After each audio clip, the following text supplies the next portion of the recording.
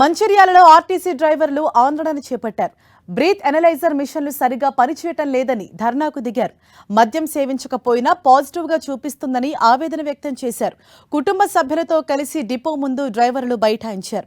మిషన్లను వెంటనే మార్చాలని డిమాండ్ చేశారు. డ్రైవర్ల ఆందోళనతో అక్కడ భారీగా ట్రాఫిక్ జామ్ ఏర్పడింది.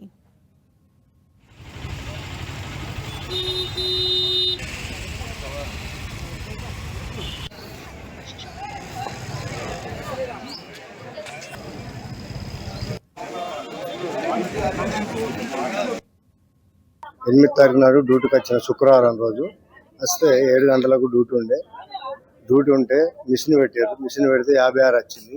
అట్లా నేను తాగలేదు సార్, నాకు 56 వచ్చింది. మళ్ళీ ఒకసారి పెట్టమంటే పెట్టలే. ఆఫీసర్లు పర్మిషన్ ఇస్తే పెడతాం లేకపోతే అంటే సార్ అడిగితే సార్ నేను పెట్టినా నాకేం తెలియదు అన్నాడు సార్. అన్నాక మళ్ళీ అర్ధగంటకు వచ్చినాక అర్ధగంట అడిగితే ఇప్పుడు పెట్టరాదు అని అన్నాడు. అని నాకు 56 వచ్చిందని పక్కకు పెట్టి 22 సంవత్సరాలు నేను డ్యూటీ కాబట్టి ఒక రిమార్క్ లేదు.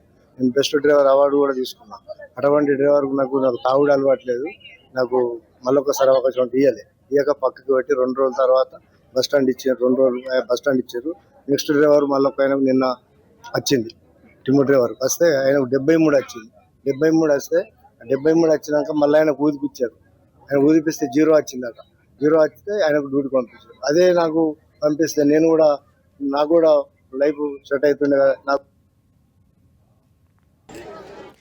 నాకు ఇదే విషయంపై మరింత సమాచారం మా ప్రతినిధి ప్రేమ్ సాగర్ మనకు అందిస్తారు.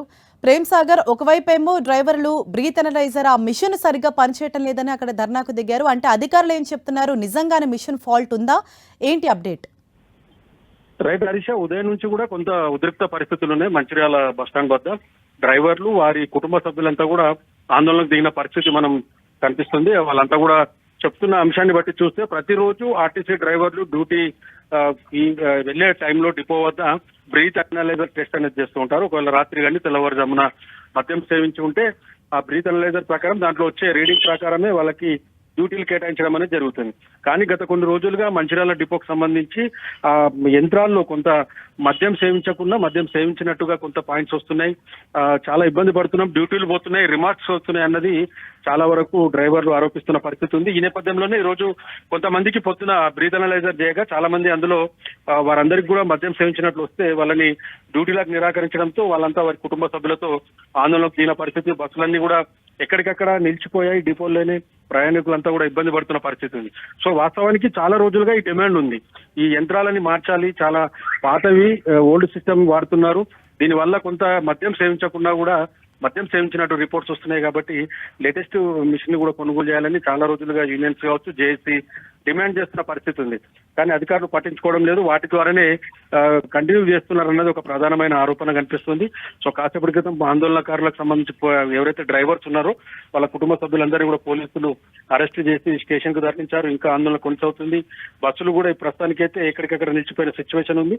సో ఉన్నతాధికారులు ఆర్టీసీ బస్ భవన్ నుంచి ఉన్నతాధికారులు కానీ రవాణా శాఖకు సంబంధించిన మంత్రిత్వ శాఖ కొంత ఇన్వాల్వ్ అయ్యి ఈ యంత్రాలు కొత్తవి కొనుగోలు చేయాలి.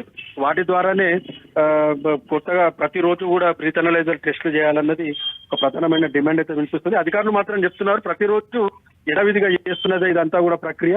సో ఎక్కడ ఎలాంటి ఫాల్ట్ లేదు. కొంత అర్ధరాత్రి పూట వరకు కూడా మద్యం సేవించిన వారికి మాత్రము ఖచ్చితంగా ఇందులో కొంత వరకు మద్యం సేవించినట్టు వస్తుంది. కాబట్టి వాళ్ళని రిజెక్ట్ చేస్తున్నామని అధికారులు చెప్తున్న పరిస్థితి ఉంది. సో దీనిపైన ఒక స్పష్టమైన కమిటీ వేసి దీనికి సంబంధించి పూర్తి స్థాయిలో ఒక ప్రక్షాళన చేయాలి యంత్రాలు ఉన్నది అటు ఆర్టీసీ జేఏసీకి సంబంధించిన నేతలు అయితే డిమాండ్ చేస్తున్న సిచ్యువేషన్ ఉంది. Harish, thank you Prem Sagar.